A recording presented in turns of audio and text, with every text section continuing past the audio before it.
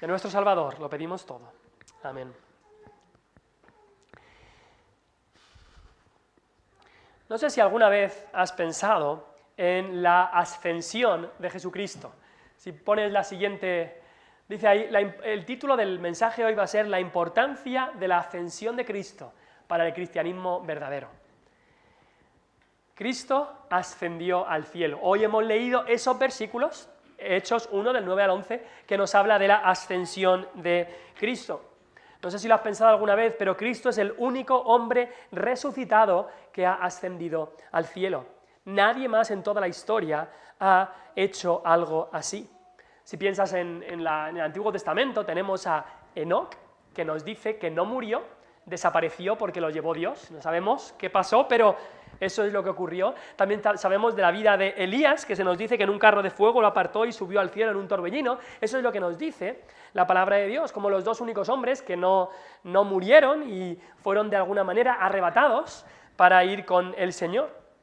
La supuesta ascensión o asunción de la Virgen María, que enseña la Iglesia de Roma, pues no tiene ninguna base en la palabra de Dios, es una añadidura, es una invención de la Iglesia de Roma, una invención que se basa en escritos falsos, e incluso en leyendas, en supuestas visiones, incluso un dogma que solo fue aceptado en la Iglesia de Roma en el 1950. Pero desgraciadamente es una invención que coloca a María prácticamente al mismo nivel que Jesucristo, lo cual no es correcto. Pero esta ascensión de Jesucristo es única, por supuesto. Si vamos al libro de Lucas, el capítulo 24, libro de Lucas, capítulo 24, Lucas es el que escribió el libro de Hechos, pero no solamente nos habla en el libro de Hechos de la Ascensión, también nos habla en el libro de Lucas, que es, como dijimos, su primer libro, o la primera parte de este libro que tiene dos partes. Y leemos en Lucas 24, del 50 al 53, leemos también de la Ascensión. Después de Cristo haber hablado a sus discípulos, hemos visto en Hechos cómo se presentó con pruebas indubitables, vivo. Hemos visto en Hechos cómo les habló acerca del reino de Dios. Pero llegó el tiempo donde tenía que ascender. Lucas 24, 50. Y los sacó fuera, hasta Betania. Estaba cerca de Betania, pero nos dice en Hechos que Cristo ascendió del Monte de los Olivos. Y alzando sus manos, los bendijo. Y aconteció que bendiciéndolos, se separó de ellos y fue llevado arriba al cielo. Ellos, después de haberle adorado, volvieron a Jerusalén con gran gozo y estaban siempre en el templo, alabando y bendiciendo a Dios. El mismo Lucas nos da aquí algo más de información sobre esta ascensión, sobre lo que ocurrió. Cristo ya había estado con sus discípulos, les había hablado después de haber resucitado por 40 días. Y entonces Cristo va en dirección a Betania, pero en esa dirección, al este de Jerusalén, se encuentra el Monte de los Olivos. Y allí se nos dice que los bendice y aconteció que bendiciéndolos se separó de ellos. No nos dice exactamente lo que ocurre, pero se separa y fue llevado arriba al cielo. En Hechos nos dice, el versículo 9, que fue alzado y le recibió una nube que le ocultó de sus ojos. Así que esta es un gran acontecimiento en la vida de Jesucristo, el último acontecimiento físico de Cristo aquí en la tierra. El último acontecimiento físico. Ahora, Cristo sigue obrando a través de su Espíritu. Cristo, vemos en el libro de Hechos que se apareció a Pablo en algún momento, se apareció el mismo Esteban justo al morir, vio los cielos abiertos y a Cristo sentado a la diestra de Dios. Pero esta es el último acontecimiento, el último evento de Cristo con su cuerpo glorificado, resucitado en esta tierra. Ahora, ¿te has preguntado alguna vez por qué Cristo tenía que ascender al cielo? ¿Por qué es que Cristo tenía que ascender al cielo?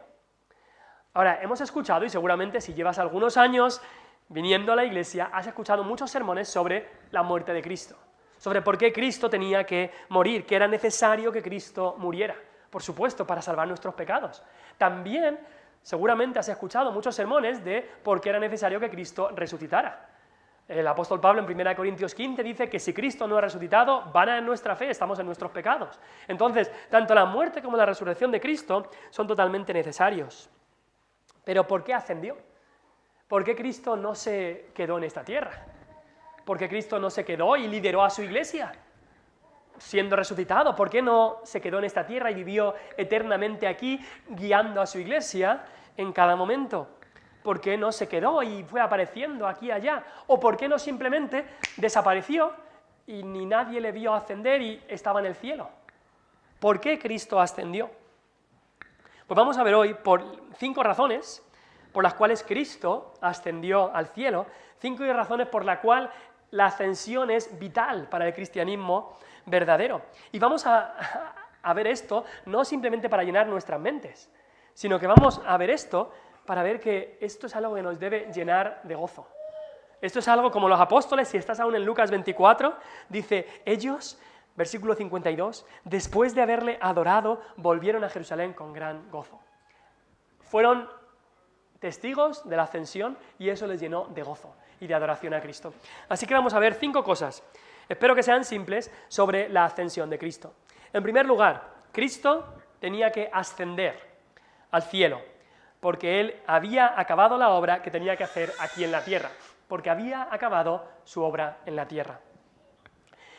La marcha de Cristo y su ascensión al cielo significan que el trabajo que Él había venido a hacer ya había acabado. Su obra fue totalmente satisfactoria, el trabajo fue acabado. Ahora estamos en la iglesia con algunos albañiles haciendo una obra aquí y seguramente te ha pasado alguna vez que viene pues, un albañil, viene un electricista o lo que sea a tu casa y hace el trabajo pero deja algo por hacer. Y claro, entonces te mete en un buen problema porque quizá tienes que traer a otro para acabar o lo tienes que hacer tú, pero no acaba la obra. Pero Cristo no es así. Cristo vino y toda la obra, 100% de la obra que tenía que hacer, la hizo, completamente. Cristo lo hizo todo. Por eso, por supuesto, es totalmente falso la opinión de algunos de que Cristo había venido con la intención de establecer un reino terrenal, pero no pudo, porque le rechazaron, y como no le dejaron, entonces cambió el plan y dijo, bueno, pues entonces tendré que morir y darme en rescate por el pueblo. No. Él vino con la intención de hacer lo que hizo, y lo hizo completamente, lo hizo a la perfección, lo hizo todo el trabajo completo. Vino a hacer una obra que incluía una vida perfecta, que incluía el rechazo, que incluía una muerte cruel como sustituto del pecador y también incluía una resurrección victoriosa. Esta era su obra. Así que una vez que la obra había acabado, ya se podía ir. Una vez que los albañiles acaben la obra que hay que hacer, ya se pueden ir. Pues una vez que Cristo acabara la obra, ya podía volver al cielo. En Juan 17 es un pasaje precioso, es la oración sacerdotal de Cristo, cuando ya Cristo estaba comenzando a experimentar el peso del pecado, unas horas antes de que fuera crucificado. Cristo habló de esta manera, le dijo al Padre, yo te he glorificado en la tierra, mira lo que dice, he acabado la obra que me diste que hiciese. Cristo, que estaba unas horas, pero ya le decía, he acabado, voy a acabar la obra que me diste que hiciese. Y después le dice, ahora pues, Padre, glorifícame tú al lado tuyo, con aquella gloria que tuve contigo antes que el mundo fuese. Cristo está anticipando que va a acabar la obra y que entonces va a ser glorificado con el Padre. Entonces, con su vida, con su muerte y con su resurrección, Jesús acabó toda la obra que Él había venido a hacer. Jesús había predicado el Evangelio y en algunas ocasiones en la Biblia dice, yo para esto he venido, para predicar el Evangelio, yo para esto he venido, para dar testimonio de la verdad. Era su razón de venir y Él hizo eso perfectamente. Y, por supuesto, en la cruz, quizás te suenan unas palabras, en la cruz. Nos dice Juan 19:30, cuando Jesús estaba allí en la cruz, cuando hubo tomado el vinagre, dijo, consumado es. ¿Qué significa esas palabras, consumado es? Significa, acabada está. Acabada está la obra de la salvación del ser humano. Entonces nuestra salvación está completa. Y eso es un gran alivio. Que nuestra salvación esté completa. Y la ascensión nos dice que Cristo ha acabado la obra. Que Cristo ha acabado la obra de salvación. Cristo no se deja un trabajo a medio acabar. Es más, Cristo no solamente vino para hacer lo que tú no podías hacer y entonces ahora queda en tus manos. Cristo no vino simplemente para hacer tu salvación posible y ahora Él ha hecho una parte y tú tienes que hacer la otra. No, Cristo vino para hacerlo entero. Cristo lo hizo todo y lo acabó. Por eso podía decir ahí, acabada está la obra. Todo el regalo de la salvación ya había sido comprado. Todo había sido acabado. Desde el consejo eterno de la Trinidad, se le había asignado esta obra a Cristo, y Cristo la había acabado, y por eso Él podía ascender, porque había acabado la obra de la salvación. Es la obra que todos los profetas en el Antiguo Testamento habían anunciado que era necesaria para la salvación del hombre, y Cristo no se dejó nada por hacer. Ahora podía retirarse, había acabado la obra, y la ascensión firma eso, de que la obra está acabada. Eso en primer lugar. Por eso es tan importante. En segundo lugar, y aquí tenemos varios puntos, la ascensión es necesaria, es vital, porque Cristo debía volver a estar en la presencia de su Padre. Ahora, Cristo tenía que volver. Lo hemos visto antes en un versículo que dice, vuelvo a ti, glorifícame tú al lado tuya con aquella gloria que tuve antes que el mundo fuese. Por toda la eternidad, Cristo ha estado unido al Padre en gloria y se humilló, pero iba a volver a estar con el Padre. Ahora, ¿por qué tenía que estar en la presencia de su Padre? ¿Por qué es importante la ascensión en todo esto?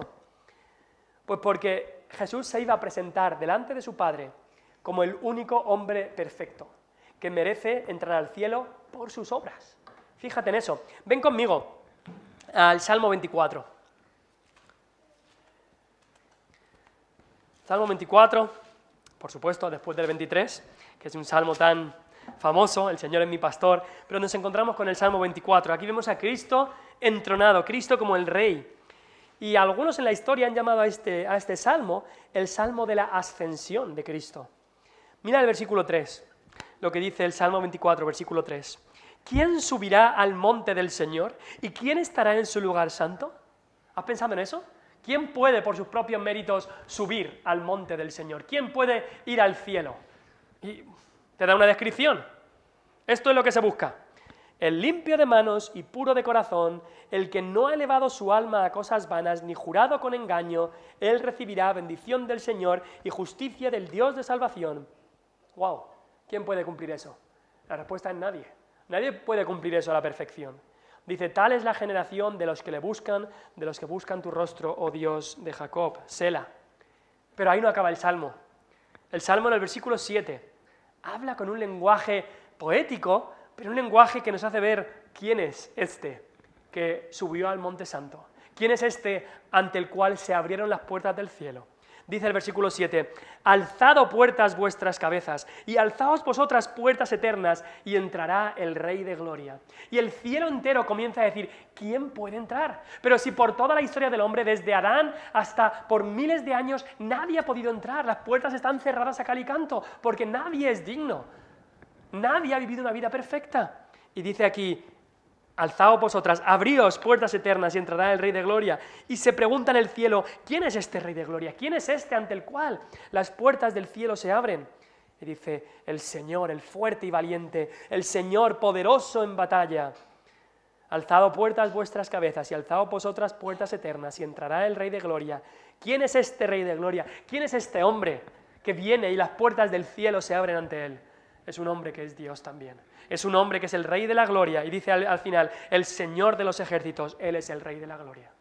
Y las puertas del cielo habían estado cerradas a cal y canto, pero aquí en la ascensión las puertas se abren para que entre el primer hombre perfecto. El primer y único hombre perfecto que ha habido en toda la historia de la humanidad, que era también Dios mismo encarnado. Y las puertas se abren. Así que por eso la ascensión es crucial, porque nos hace ver cómo las puertas del cielo se abren para Jesucristo, el hombre perfecto. Pero también la ascensión es crucial en cuanto a que tiene que estar en la presencia de su Padre, porque Él es el sumo sacerdote que presenta la sangre en el lugar santísimo. Ahora, aquí hay que entender un poco lo que ocurre en el Antiguo Testamento. Si sabéis un poco de los sacrificios, el sumo sacerdote tenían que hacer un sacrificio de un cordero o de un buey o de una vaca, y esa sangre que se derramaba tenía que ir el sacerdote al lugar santísimo. Sabéis que en el templo estaba, o en el tabernáculo, lugar santo y lugar santísimo, tenía que entrar al lugar santísimo y rociar algo de esa sangre en la misma presencia de Dios, que estaba simbolizada con el arca. Tenía que hacer eso el sacerdote. Ahora, esa sangre de corderos, sabemos que no puede limpiar el pecado. Era un símbolo que anunciaba lo que Cristo iba a hacer, era una sombra que anunciaba lo que iba a ocurrir. Y Cristo, entonces, como sumo sacerdote, debía de presentar esa sangre del sacrificio, su propia sangre, en el lugar santísimo, que es en la presencia de Dios. Y su ascensión al Padre nos muestra que el Padre había aceptado el sacrificio. Venid conmigo a Hebreos 9, porque en Hebreos 9 se habla específicamente de esto. Hebreos es un libro que está escrito para los hebreos, para los judíos principalmente, y nos narra cómo todas estas leyes de sacrificios y demás del Antiguo Testamento se han cumplido en Cristo. Nos habla de él como el sumo sacerdote. Y en Hebreos 9, versículo 24, mira lo que dice. El título dice ahí, el sacrificio de Cristo quita el pecado. Claro que sí. Y dice, versículo 24 de Hebreos 9, porque no entró Cristo en el santuario hecho de mano, es decir, templo o tabernáculo, figura del verdadero. Es decir, templo o tabernáculo no eran la realidad en sí, eran la figura del verdadero templo o tabernáculo, que es el cielo, la presencia de Dios. Figura del verdadero, sino que Cristo entró en el cielo mismo, la ascensión, para presentarse ahora por nosotros ante Dios. Y no para ofrecerse muchas veces, como entra el sumo sacerdote en el lugar santísimo cada año con sangre ajena. El sumo sacerdote en el día de la expiación cada año entra en el lugar santísimo con sangre de un cordero. Pero dice, no muchas veces. Y no se ofrece muchas veces, sino una sola. Dice el versículo 26. De otra manera le hubiera sido necesario padecer muchas veces desde el principio del mundo. Pero ahora, en la consumación de los siglos, se presentó una vez para siempre, por el sacrificio de sí mismo, para quitar de en medio el pecado. Fíjate, eso está hablando de la ascensión. Cristo ha muerto en la cruz, Cristo resucita y Cristo se presenta ante el Padre. Cristo asciende y se presenta ante el Padre. ¿Y sabes qué? Y eso es algo precioso para los cristianos, para los que hemos creído que la sangre de Cristo nos limpia de todo pecado. Que cada vez que Dios Padre piensa en ti, ve a su Hijo Jesucristo. Su sangre, la sangre de Cristo está siempre presente delante del Padre. Y es esa sangre que nos limpia de todo pecado. Así que cuando tú pecas, tienes que saber, y el gran consuelo es que la sangre de Cristo está justo delante del Padre. Y esa sangre se aplica constantemente si has creído en Cristo como tu único Señor y Salvador. Y ese pensamiento no te va a llevar a pecar y continuar en el pecado, sino a querer apartarte del pecado, porque fue ese pecado que clavó a Cristo en la cruz. Pero entonces hemos visto cómo Cristo tenía que ascender, pues como el único hombre perfecto, pero también como el sumo sacerdote que presentaba su sangre, su propia sangre, delante del Padre. También Cristo tenía que ascender y estar delante de su Padre, a la diestra de su Padre, como intercesor divino por su pueblo. Quizá piensas que estás solo, quizá piensas que nadie habla por ti, pero si has creído en Cristo como tu único Señor y Salvador, tienes, dice 1 de Juan 2, un abogado para con el Padre. Es triste aquellos que van a un juicio sin abogado, pero nosotros como creyentes, como nacidos de nuevo, Cristo está en nosotros y ahora nosotros tenemos un abogado para con el Padre que está intercediendo. Eso lo ha prometido en Romanos 8:34, dice ahí, ¿quién es el que condenará? Cristo es el que murió, más aún el que también resucitó, el que además está a la diestra de Dios, el que también intercede por nosotros. ¿Has visto las cosas importantes que dice? Cristo murió, resucitó y está a la diestra de Dios. Por eso la ascensión es tan importante, porque Cristo tenía que ir a la diestra de Dios para entonces interceder por nosotros. No solamente en Romanos 8:34, pero también Hebreos, que quizá alguno habéis buscado antes, Hebreos 7, versículo 25, dice, versículo 24 de Hebreos 7, dice, mas hablando de Cristo, por cuanto permanece para siempre, tiene un sacerdocio inmutable, por lo cual puede también salvar perpetuamente a los que por él se acercan a Dios. ¿Lo has visto que claro? Él es el único camino. ¿Cómo acercarte a Dios? Por Cristo, solamente por Cristo. Dice, puede salvar perpetuamente a los que por él se acercan a Dios, viviendo siempre para interceder por ellos. ¿Has pensado en lo glorioso y precioso que es ese versículo? ¿Cuál es el objetivo de la vida de Cristo ahora sentado a la diestra de Dios? Interceder por ti, interceder por su pueblo. Él ahora ahí sentado a la diestra de Dios está intercediendo por ti.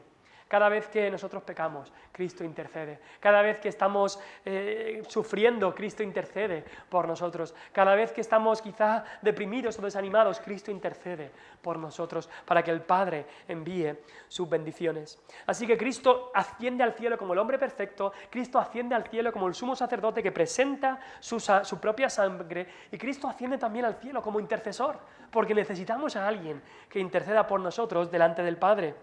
Pero también Cristo asciende al cielo delante de su Padre como Rey, Señor y victorioso.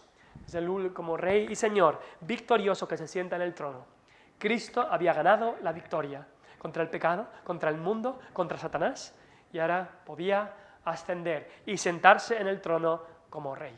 Como Rey. Y eso es incluso lo que predicaban los apóstoles en esa primera predicación en Hechos 2.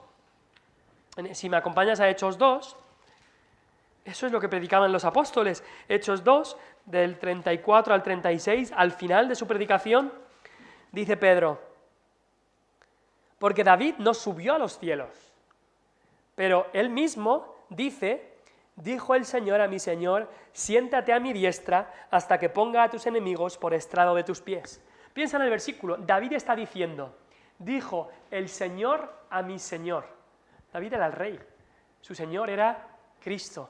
Y el Señor es el Padre diciéndole a Cristo. De eso está hablando David ahí. Dijo el Señor, el Padre, al Hijo, dijo el Señor a mi Señor, siéntate a mi diestra hasta que ponga a tus enemigos por estrado de tus pies. Eso es lo que el Padre le dice al Hijo. Cuando el Hijo asciende y entra por las puertas del cielo, el Padre le dice, siéntate a mi diestra hasta que ponga a todos tus enemigos por estrado de tus pies. Cristo es Rey y Señor. Aunque miremos al mundo y veamos, uy, no sé si Cristo está reinando. Sí, Cristo está reinando. Cristo está reinando. Reina en su pueblo y Él permite las cosas que pasan para sus propios propósitos, para al final del todo llevará a su propia gloria. Y Él es el Rey victorioso que ahora está sentado en el trono. Así que Él tenía que ascender, tenía que estar delante de su Padre como hombre perfecto, que las puertas del cielo se abrían para Él, como sumo sacerdote, como intercesor y como Rey y Señor. Tercera razón principal por la cual Cristo tenía que ascender. Pues porque al ascender, Cristo, el Espíritu Santo, sería enviado. Esto es lo que iba a ocurrir. Cristo ascendería al cielo y entonces el Espíritu Santo sería enviado de una manera mucho más grande, de una manera mucho más poderosa, de una manera mucho más en cuanto a cantidad, en cuanto a llenura, de lo que había obrado en el Antiguo Testamento. En el Antiguo Testamento el Espíritu Santo ya estaba obrando. Vemos cómo viene el Espíritu Santo sobre Sansón, sobre David, vemos al Espíritu Santo obrar, pero nada como en el Nuevo Testamento. En el Nuevo Testamento Dios envía a su Espíritu Santo. Y eso es también lo que un poco los ángeles le dicen a los apóstoles, que en el versículo 11 es como que se quedan mirando al cielo, pero Cristo les había dicho, esperad en Jerusalén hasta que seáis investidos con poder de lo alto, hasta que venga el Espíritu Santo sobre vosotros. Así que se lo recuerdan, de que tenéis un trabajo que hacer, o tenéis algo que esperar, mejor dicho, y eso era esperar la promesa del Padre. Y es que Cristo se lo había dicho, como hablamos la semana pasada, en cuanto al poder del cristianismo verdadero, es el Espíritu Santo. Dice Juan 16, versículos 6 y 7. Cristo, cuando les estaba hablando en esta última cena, les dice a los discípulos, porque os he dicho estas cosas, de que Él se iba a ir, tristeza ha llenado vuestro corazón. Pero yo os digo la verdad, os conviene que yo me vaya, porque si no me fuera, el Consolador, el Espíritu Santo, no vendría a vosotros, mas si me fuere, os lo enviaré. Tenía Cristo que irse, que ascender al cielo para que el Espíritu Santo fuera enviado. Y ese era el plan de Dios. Cristo en su encarnación era hombre y Dios. Y como hombre, su cuerpo solo estaba en un sitio a la vez. Ahora, por cierto, Cristo sigue siendo hombre y Dios sentado a la diestra del Padre.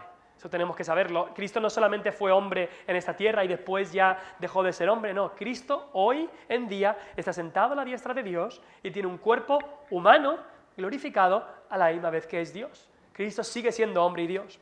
Pero como humano, su cuerpo solo podía estar en un sitio a la vez. Incluso después de su resurrección, solo estaba su cuerpo en un lugar. Como Dios estaba en todos sitios, pero su cuerpo humano solo estaba en un sitio a la vez. Un cuerpo humano no es omnipresente, no está en todos sitios, pero el Espíritu Santo sí que puede estar en todo lugar, puede aplicar la obra de Cristo a toda persona. El Espíritu Santo ha dicho que Él vendrá a vivir en los corazones de aquel que se arrepiente y cree en Cristo. Y el Espíritu Santo está en todo lugar, y no solamente está en tu corazón si has creído en Cristo, sino que también en la otra punta del mundo, en Papúa Nueva Guinea y en Argentina y en Rusia, los cristianos que creen, que han entregado su vida a Cristo, también el Espíritu Santo está en ellos. No es que tenga que estar en un sitio y no puede estar en otro, no, es omnipresente, puede estar en todo lugar. Entonces Cristo se tenía que ir, Cristo tenía que ascender para que el Espíritu Santo fuera enviado, porque es enviado por Cristo y enviado por el Padre. En cuarto lugar, Cristo tenía que ascender, porque también volverá de la misma manera. Cristo también va a volver de la misma manera, y esto es lo que los ángeles les dicen a los discípulos. Les dice, varones galileos, y esto hace ver que los discípulos, al menos los 11 que había aquí, eran galileos, de Galilea, de donde también era Cristo, nacido en Belén, pero sí criado en Nazaret, en Galilea. Varones galileos, ¿por qué estáis mirando al cielo? Mira las palabras que dice, este mismo Jesús, que ha sido tomado de vosotros al cielo, así vendrá, como le habéis visto ir al cielo. Esta ascensión de Cristo será repetida, pero al revés, cuando Él venga por segunda vez.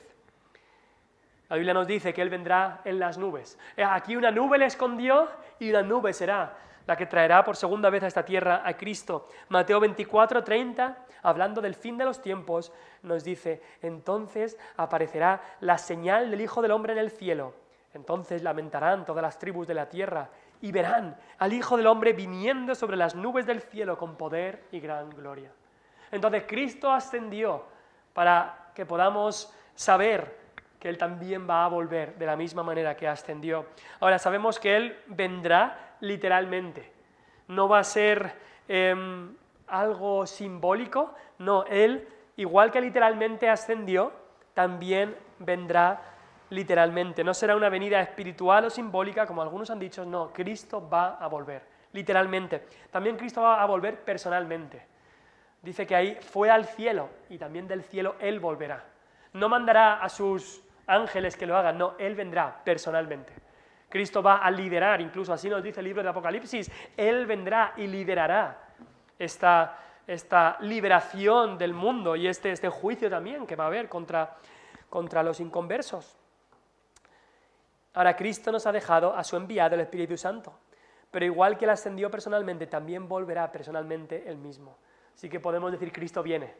No que habrá una venida, no, Cristo en persona vendrá. Y no solamente en persona, pero corporalmente. Porque esta ascensión fue en su cuerpo. No fue el Espíritu que se fue hacia el cielo, fue su cuerpo y su alma fueron llevados al cielo, cuerpo y alma. Entonces, de la misma manera que cuerpo y alma de Cristo ascendió también, cuerpo y alma de Cristo volverá por segunda vez. Será literal, será personal, será corporal, pero también será visible. Visible, porque dice ahí en el versículo 9, habiendo dicho estas cosas, viéndolo ellos, los discípulos no podían dejar de mirar y vieron por completo la ascensión de Cristo, de cómo Cristo estaba aquí con ellos y fue levantado, alzado, hasta que una nube les escondió de sus ojos. Y también nos dice la Biblia que la segunda venida de Cristo será visible. Será visible. Apocalipsis 1:7, viene con las nubes y todo ojo le verá. Todo ojo le verá, y los que le traspasaron, y todos los linajes de la tierra harán lamentación por él. Sí, amén. También hemos leído en Mateo 24:30 que dice que todas las tribus de la tierra verán al Hijo del Hombre viniendo sobre las nubes del cielo. Así que de la misma manera que Él ascendió, Él tenía que ascender para mostrarnos también que de la misma manera Él descenderá en su segunda venida. Y ya para acabar, el último punto, y este es más corto.